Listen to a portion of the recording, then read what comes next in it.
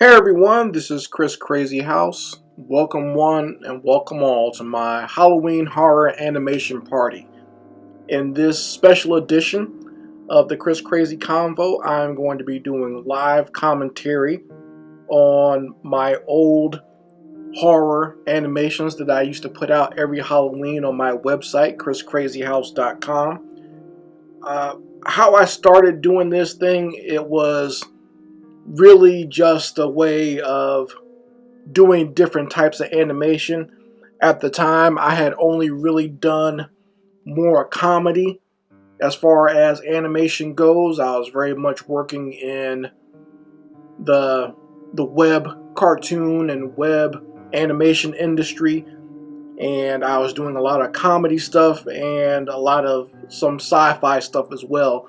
But I've always been a big horror fan, so when it came time to do some animation work on my own and of my own, I decided to dip into the horror genre. Not that much horror animation out there, believe it or not, and a great website that some of you youngins might not know about, but it was called newgrounds.com. This was pre-YouTube, pre-Dailymotion, and all these other video sharing and vlog sites. Newgrounds was a site specifically geared towards independent animators like myself.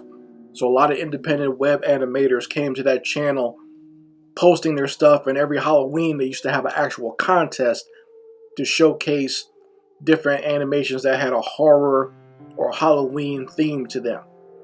So that's what really geared me and kind of gave me a goal to reach for every October for about maybe 5 years or so, where I was putting out these different horror animations. So we're going to be looking at 5 of them that I did over those years.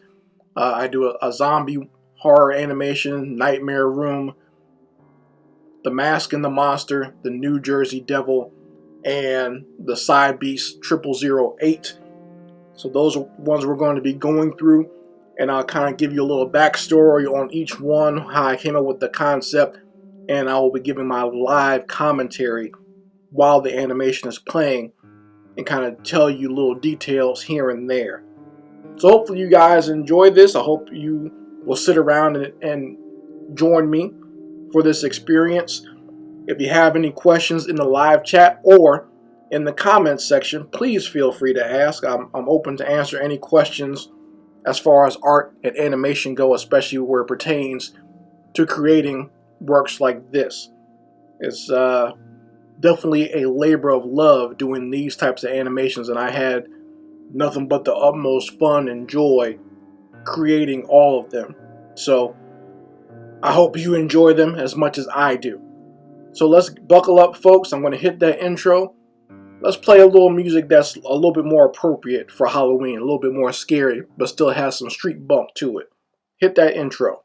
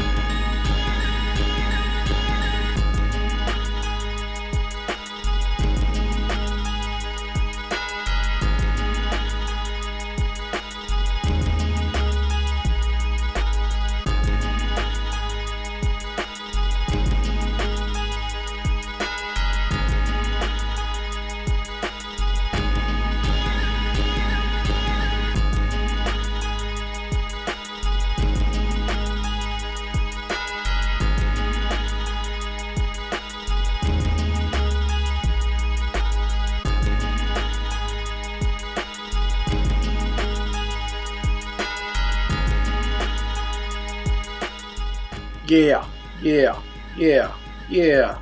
So, back at it again, folks, here. And we're going to start off with my very first horror animation, very near and dear to my heart, The Zombie Takeover. I made this I started in the summer of 2003, and it wasn't finished until right at October, like the end of September, early October 2003. And when I started this, I was not doing it for a contest. I was not doing this for anything in particular. I was just doing it for the hell of it. I wanted to do something fun. I love, love, love zombie movies. Always been a big fan of George Romero, Lucio Fulci, and his zombie movies over in Italy. So I wanted to do something that was kind of in that vein.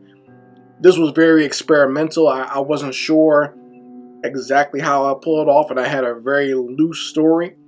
So you're going to see when I get to the intro of this first picture is the initial picture that I did in this little thumbnail here of the zombie takeover. This was the very first zombie picture I did, and it's all broken up into pieces where his eyes are on a different layer, his mouth is on a different layer.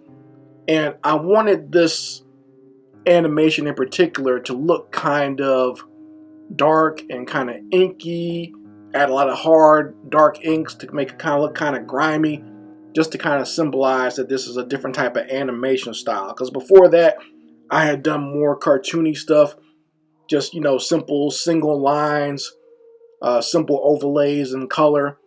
This one was definitely a different turn for me, and just having fun making these zombies look as nasty as possible. My influence, obviously, like I just said, was watching George Romero's films like Dawn of the Dead and Day of the Dead. So I would watch these films over and over again, to the point where you might even say I was obsessed with them, but just like looking at the makeup designs that Tom Savini did, where he made these zombies just look just really gruesome and creepy. Like this image here, it just adds to the nightmarish feeling of a lot of his films. You know, like his zombie films definitely have a more post-apocalyptic feel to them. So that's where one of the main influences that I had in designing my own zombies. And even when you see this zombie here, you have, you know, this is from Dawn of the Dead as well, kind of adding a little bit more gore and making it look a little more gruesome with the way the zombie is designed, where you can see, like, you can almost see like how that character or how that person died before they became a zombie. Like that became very important to me when I designed my own zombies. You kind of see maybe how they met their end before they joined the undead. So you can kind of see in this zombie, his face is kind of looks like it's been slashed or he was in a bad accident. So that became important when I started designing my zombies as well.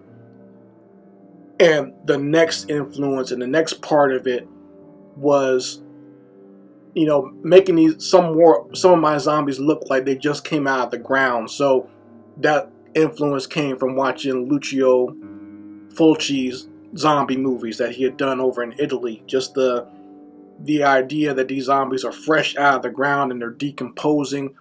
So I have some zombies that look more intact, and you have some zombies I had to look more dead. They almost look like skeletons, or they have bones hanging out, or something's hanging out there. And I just remember, you know, watching this movie when I was a kid and also as an adult. This movie cover in particular, I remember I hadn't even seen the movie yet, but just the cover of this movie gave me nightmares. And I wanted to kind of create that same type of feeling and generate that type of fear in people when they see my zombies as well. Like I said, just the title of it, Zombie, the dead are among us and we are going to eat you. I remember that vividly from when I was a kid, just going to the video store, picking out movies. And obviously I was not allowed to rent any of these R-rated horror movies, but I looked at that and I was just like, damn, that's the creepiest image I ever seen. And like my imagination would take over and create this whole scenario of what might be happening in this movie just from looking at the picture. So, you know, when I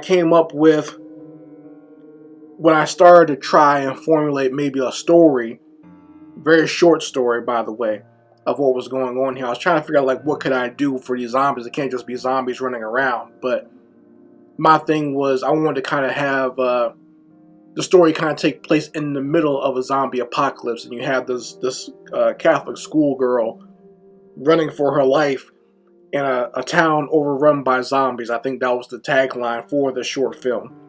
And so you have this schoolgirl who is, in my mind, you never see this part, but in my mind, she had been on her school bus on the way home. The bus had been attacked by zombies, and she was one of the few people that got out of the bus. And now she's running for her life, trying to get back to her house. So that was my mindset as far as what was going on in the story, the pre-story before you get to where I'm at. And so you see her kind of just running through the streets trying to escape these zombies, and she finally gets to her house. And this neighborhood is semi-based on the neighborhood I lived in when I was in high school, when I lived with my mother in her little suburban enclave. So that became kind of like the way the trees are, where they're positioned, and the telephone poles, and the way the house is kind of situated. It's very bare bones as far as background goes. I spent so much time doing the foreground and the animation characters. There's a lot of key drawn animation where it's just one step after another, and then there's a lot of just motion animation as well. But I spent so much time on that, I didn't spend as much time on the backgrounds as I probably should have. But I got the point across, and it really was the color palette and the sky and the way things are kind of washed out in the background. That's kind of like what I was going for as far as what I wanted to create in the way that this world looked. So that's the basic plot of this, and we're going to sit and watch it and enjoy this zombie animation. So this is my very first horror animation ever done. It's called The Zombie Takeover. Let's watch it together, and I'll give you my commentary while we're watching it. So here we are, a zombie takeover. Setting the mood with some sound in the background. You can hear someone walking. You just see an open field with some zombies in the background. And you got my main man coming through. The main zombie, my very first zombie design ever. I wanted him in the clip. And he's all up in your face. That's the effect I wanted. Dark mood going on here. Got the title, taken right from Lucio Fulci's zombie movie. And we start out with the girl running through the neighborhood trying to escape this horror that's going on here. She runs into some zombies on the street here. See her stockings kind of torn. That's hand-drawn animation there, folks. Oh. Watch out for those zombies. This guy, like I said, amateurish, yes, but that, first starting out, really was about the atmosphere and creating suspense. Trying to get those keys. She finally gets in and closes the door. Thinks she's done, but nope. Zombies forced their way in. And you can see some of these zombies are all messed up. Their faces are torn. Some are skeletons. And she does one of the dumbest things you can do in a horror movie. She hides in the closet. And I wanted her kind of to look through the closet and see what was going on outside in the house. Zombies are coming in. One has an axe through his head. One is nude. But you think she's safe as long as she stays quiet, right? But nope. Something's moving in the background. What's back there? What's back there, folks? That's right. You got a little boy zombie, and this was supposed to be, story-wise, it's supposed to be her little brother. She thinks she's safe in there, but her little brother's already in there. You can see she's saying no because he's been turned into a zombie as well. And you can kind of see how he became a zombie. He has a bite on his shoulder as he's coming towards her. It's always freaky having little kids turn into monsters in movies. Oh, that's the end. That's that scary part at the end. And you see what happened to the young lady. She's been turned into a zombie as well. Green skin and purple eyes. So, who knows what happened after this. I wanted to add more where the father came home, but never got to it. Maybe someday I'll do a full movie with the zombie takeover. But that's it for this one, folks. This next film is going to be called Nightmare Room. So by this time, I kind of got into the full swing of things. I kind of made a schedule for myself as far as creating. I had a new animated short come out every month. in about the year 2004. And this one was my animation for Halloween, called Nightmare Room.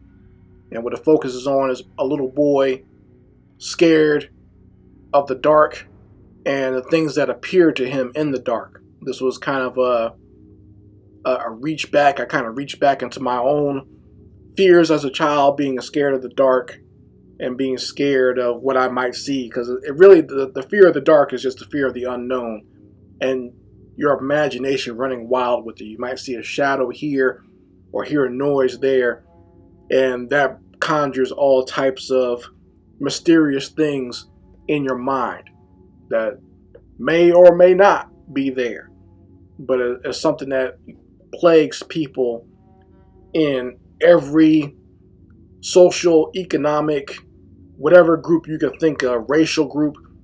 That classic fear of the dark and having nightmares and being afraid at nighttime, that's something that crosses the boundaries for all humanity. I think that's something that harkens back to our primal days and our early days on Earth, where we had, for good reason, to be afraid of the dark. Because when the sun went down, all types of animals and creatures would come out, and if you didn't have proper shelter or proper protection, you could be in deadly trouble. You might not make it to see the sun come up. So that's where a lot of our fears and our legends come from, of monsters in the dark or creatures coming out after dark. So I kind of wanted to tap into that and tap into those childhood fears, because for children it's very potent, because children have the biggest imaginations you can think of, and they haven't experienced a lot, so they don't know how to rationalize what may be going on in front of their eyes or what their senses are picking up. So that's what I want to focus on in this movie and this short film. So it's done with a little bit more of a fun style, and kind of cartoony, but still reaching into those horror depths there and kind of making a lot of weird images going on. So we're going to get started here. We're going to check out Nightmare Room. I think you guys will really enjoy this one. This was one of the favorites of my nephew, who's now an adult, but when he saw it I think he saw it when he was 8, he enjoyed it then too. And my sister got mad at me. She said, "You're going to scare him. He's not going to be able to go to sleep." He has nightmares about monsters too, but I think this was actually pretty cathartic for him to see a cartoon and knowing that the cartoon itself wasn't real and that his uncle could kind of understand where he was coming from. So let's watch Nightmare Room, folks, and I'm sure you guys will enjoy it. So let's watch, and I'll give my commentary as we watch. So we open up Nightmare Room with the young boy getting ready for bed, covering up his mom, saying goodnight. And for this, I wanted to try a little bit of a different style. Like, I was using some of the cartoony things that I had done earlier in my career and kind of added that by, having no contour lines, just kind of like flats, and doing it that way. It was a little bit more difficult doing that, but I made it work. And as you can see, as soon as she turns off the lights, the whole room changes. So that was kind of like my effect that I wanted to put on. Just his perception has changed, and your perception has changed as the viewer as well. You see, I was kind of looking at the door. I was always very scared if there was an open door. I still get kind of nervous about that. I don't like open doors when I'm sleeping. I like everything to be closed. And looking out the window, and something appears to be floating around out there, a kind of a bug type humanoid creature is looking at you. He's kind of looking out. He's getting scared himself. Now he's starting to see, looking up and starting to see things on the ceiling as well. And I kind of wanted to have this malicious shadow.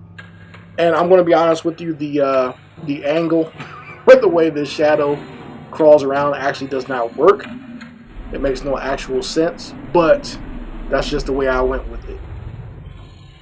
Most people don't notice it. I noticed it, but it was just kind of like an artistic thing I wanted to go with. Of course, it opens up the blinds, but there's nothing there, so the little boy thinks he's safe, and then all of a sudden, boom, boom.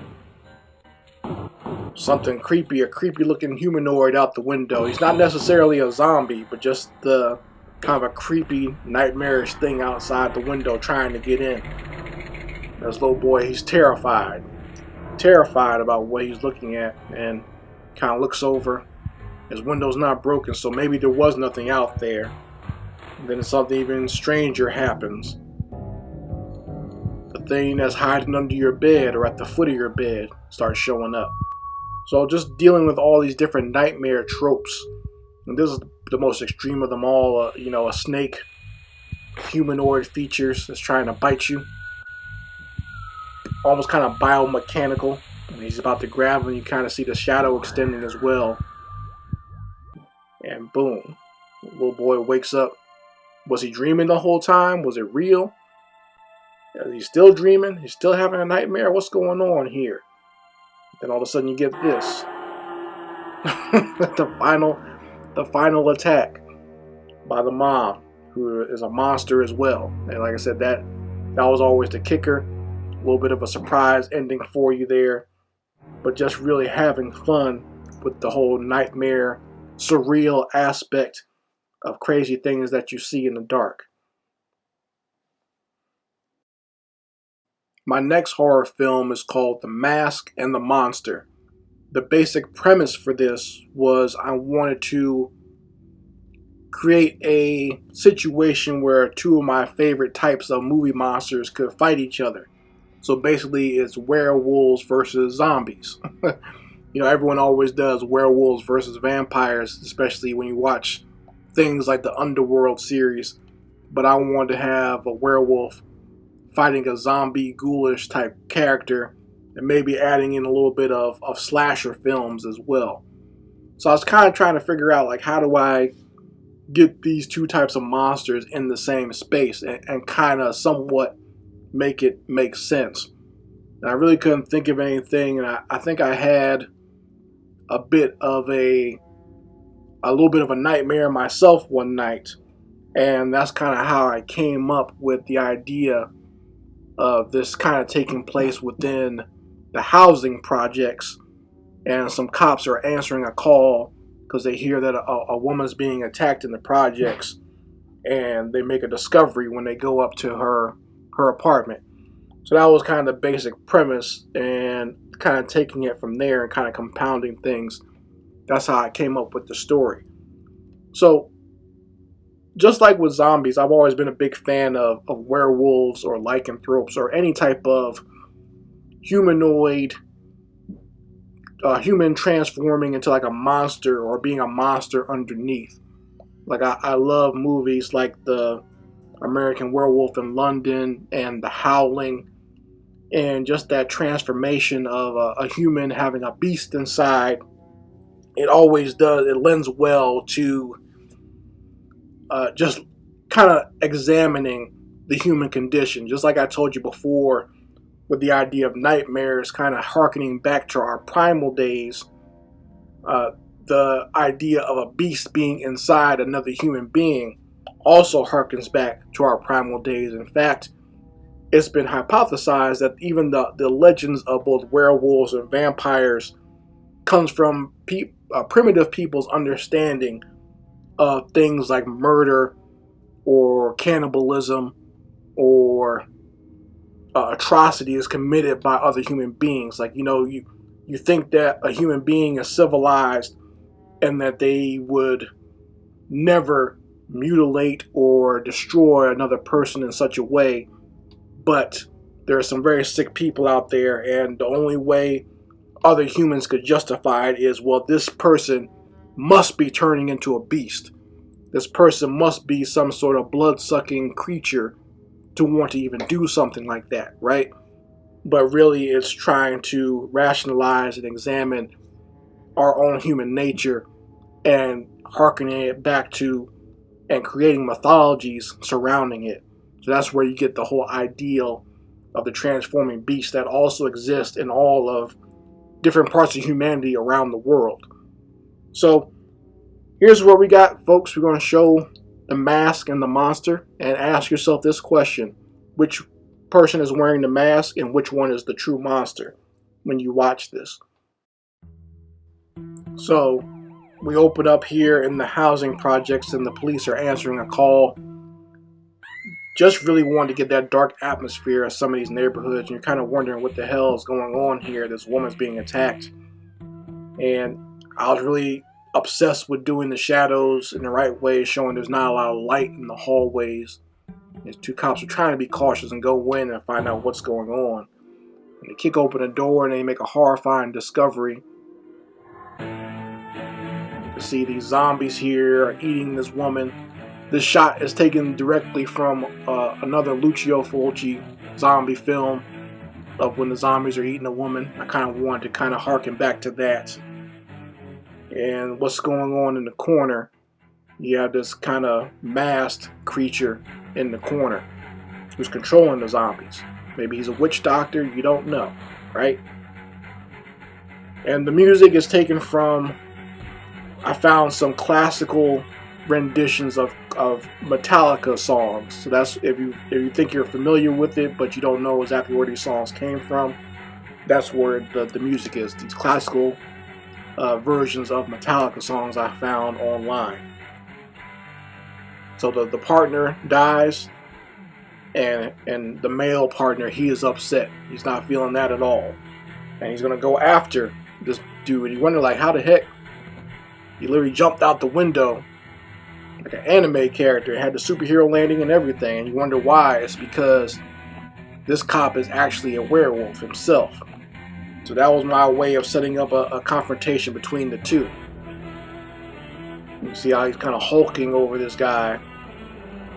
And here comes some keyframe animation. This flip, inspired by watching Ninja Scroll.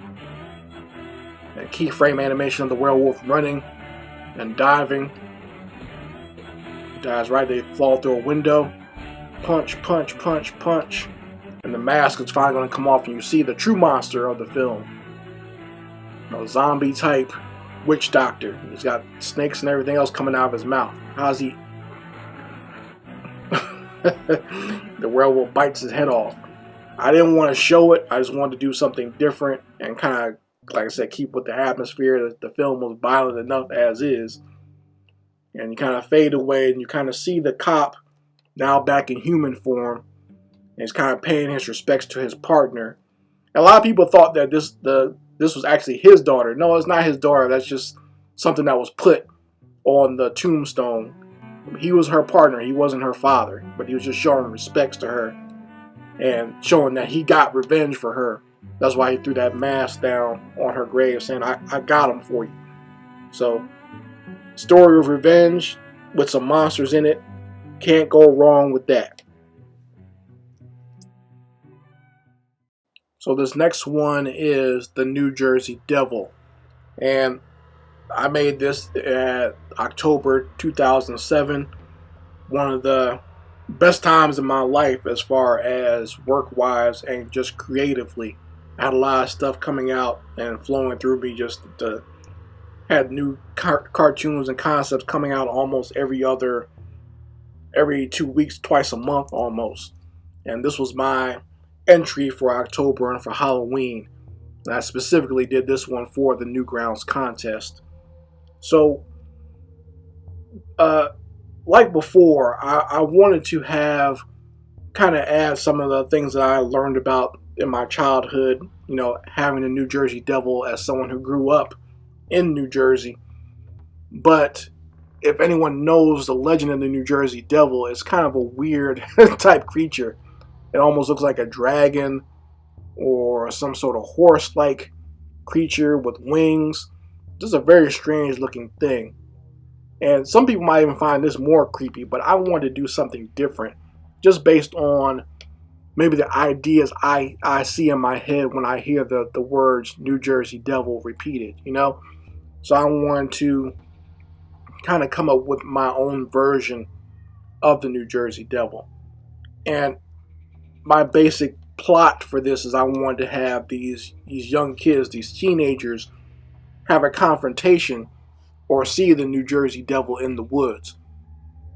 But I was trying to figure out, like, how could I do that? Because I didn't want to do the cliche thing. I didn't want kids just walking on a dirt road or going on a dirt path and finding the monster. I didn't want kids going camping and just happened to run across the New Jersey Devil. I wanted something different as far as how they wound up there. And I came up with the concept of having a bullying type situation where this young man is having a confrontation with these bullies, and they run into the woods and they're chasing him in the woods, and that's what happened. That's how they come in contact with the New Jersey Devil. And as the time goes on, you can kind of see the sun is going down. It's a late afternoon after school, and it's in the fall, so nighttime comes a lot sooner. The sun's going down, and by the time they get into the woods, it's fully nighttime, and they meet this New Jersey Devil. Now, like I said, mine is a little different. My New Jersey Devil is more of a satyr, kind of like a goat type creature that you would see. I've made him a little bit bigger, though. Usually these pan or satyr type creatures are kind of small, or maybe like dwarf size, but I wanted to make him big and monstrous.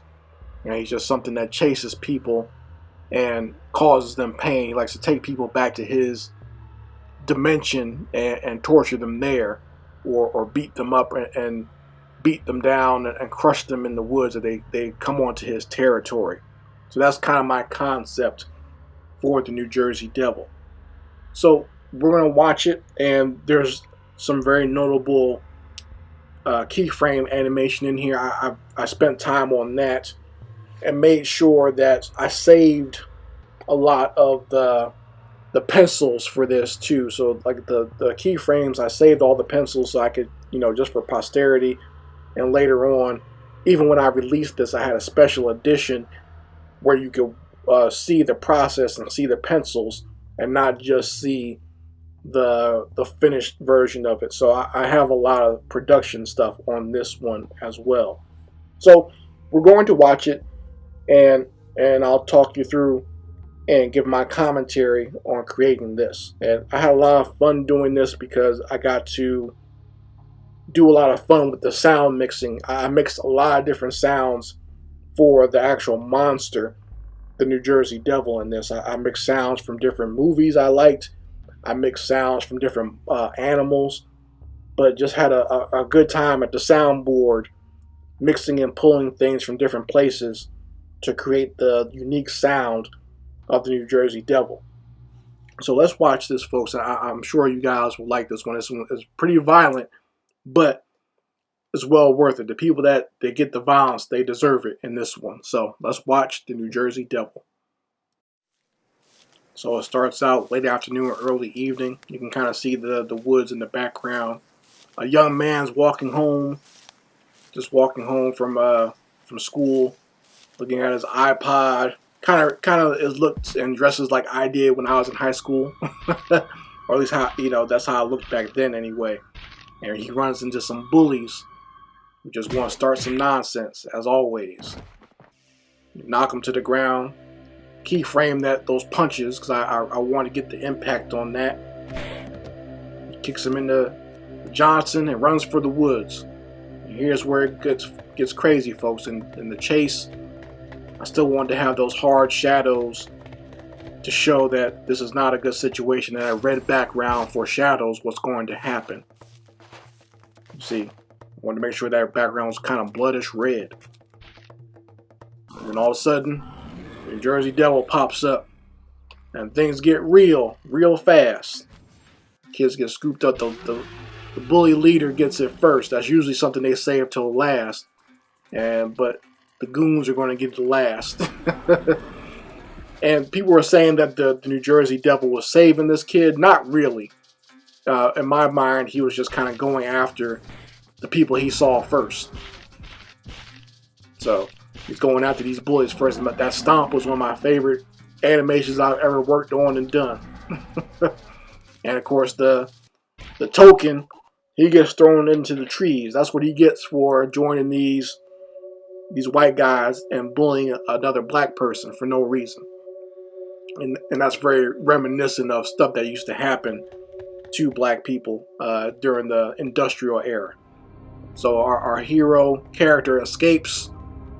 He finally does get home, but he has an experience that he'll never forget. after what he witnessed, the actual New Jersey Devil. And that great roar at the end, I used some Predator in there and some other things, some trolls and some lions, and I think there's a wolf in there as well that I mixed together for that one. So hopefully you guys enjoyed that, and we're going to get to our last film in this little commentary. And this last film is Side Beast 0008. So for those of you out there who are how should I say, you're anti exposition or too much exposition in films, this is the film for you, because I don't really explain anything. I just kind of drop you in there. There's obviously a story in my mind, but I don't try to over explain or just drop a whole bunch of things on you. You kind of almost have to figure it out yourself. But I'll explain the story a little bit as we go along. So I made this one in 2008. I made this one in October, right before Obama became president. Everyone else was looking forward to this and thinking things were just going to be so great. And I knew better. But, I kind of kept my ideas to myself at the time. So I wanted to do a horror film that showcased some of the atrocities that were going on in the Middle East during the Bush years, but also tapping into my love and admiration for kaiju films or giant monster films from Japan. And there's lots of stuff like that, where whether it be Godzilla or Gamera, things like that. And I was always a big fan of giant monsters fighting each other. This was long before the whole legendary monster films and things like Pacific Rim took up. I wanted to do my own and add a lot of different things in there, because during the time I had done a lot of studying about how trauma can create different types of manifestations within people as far as their spirit and causing mass hysterias and mind control. And I wanted to put that into a film, so I added a lot of that into this one. So what you have is this government cabal, a secret, deep government cabal. And what they do is they traumatize a human's mind to the point that they can kind of capture that trauma, and they infuse that trauma with some genetic materials or protoplasm, and they drop them on a city and create monsters from that. So from this protoplasm and trauma, you get these giant monsters that can terrorize and destroy a city. And this cabal uses that as a weapon. Now, while they're on that side doing that, there are people out there who have taken their trauma and they can manifest it in different ways, to where it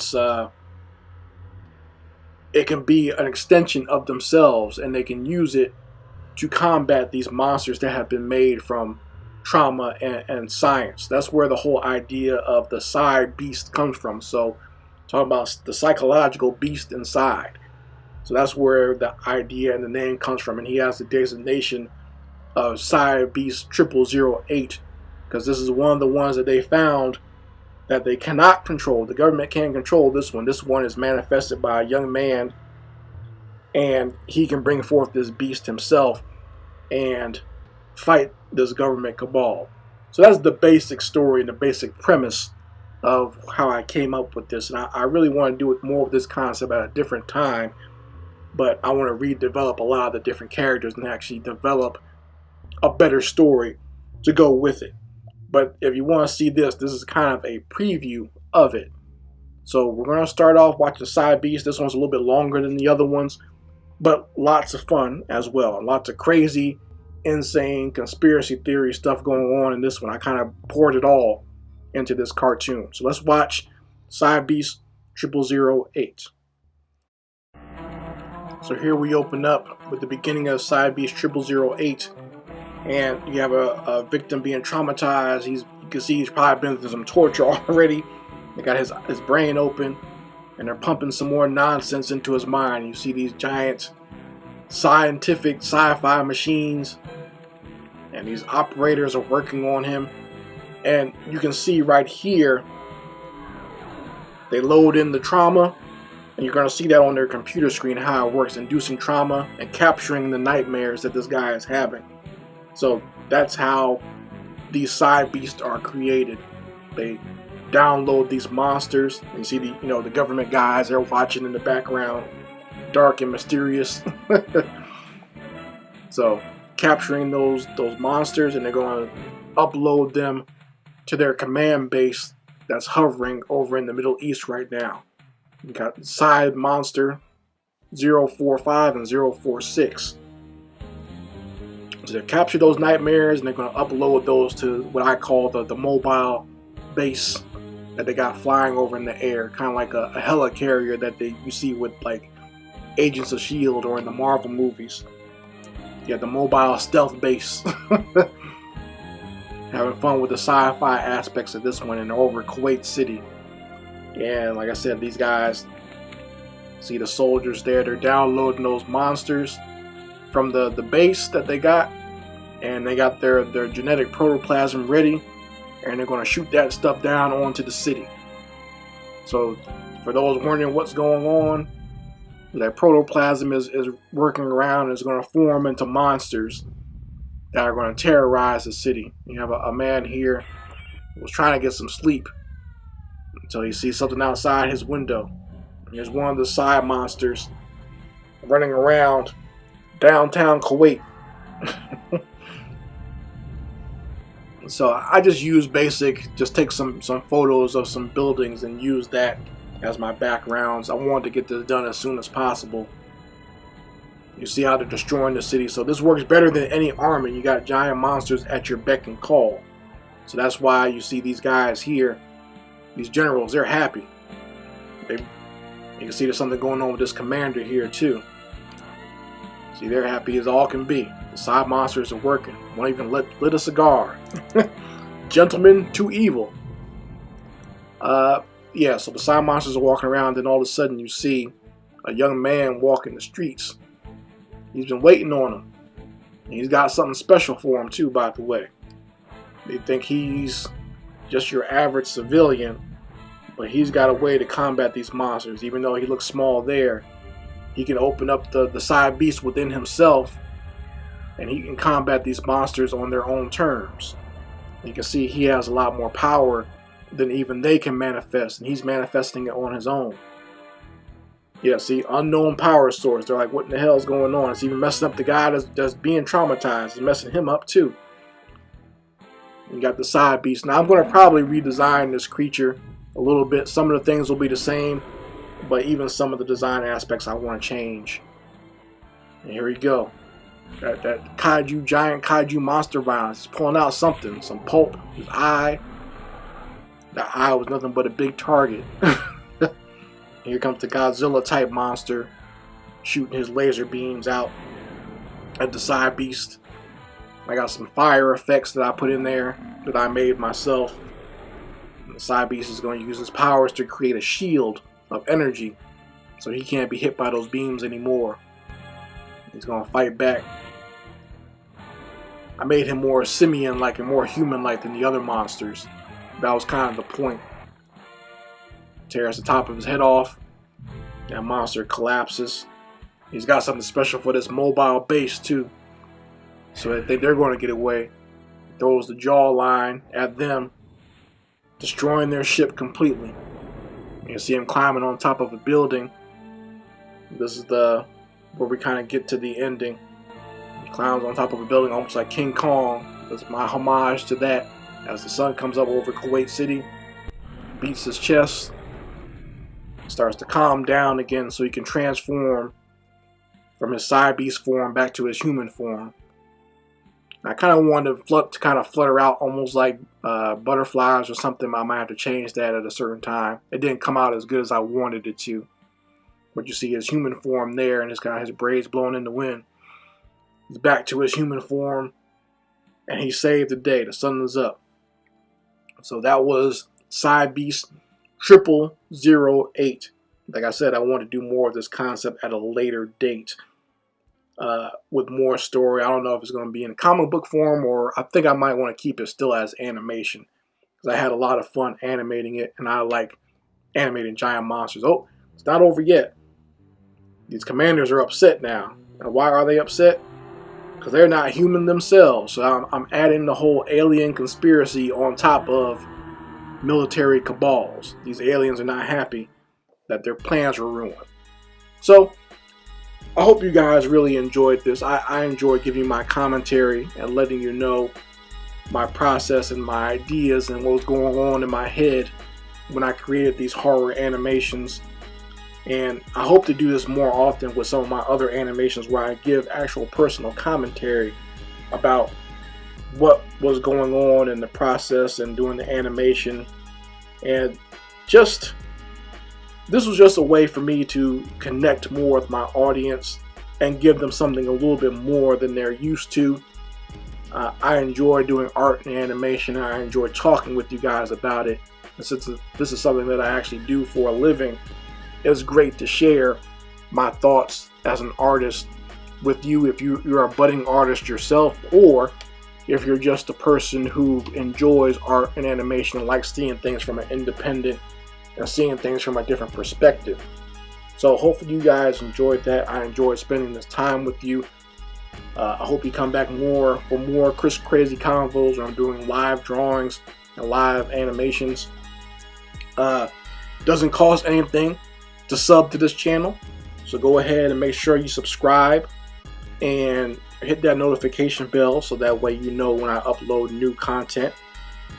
And I will be coming back soon. I'm going to make sure that Chris Crazy Convo tries to come out every Saturday, so that way we can have a good time discussing art and animation and the processes it involves. And like I said, if you have any questions, please feel free to ask me in the comments section or in the live chat. Anyway, Chris Crazy House signing out. Happy Halloween and peace out.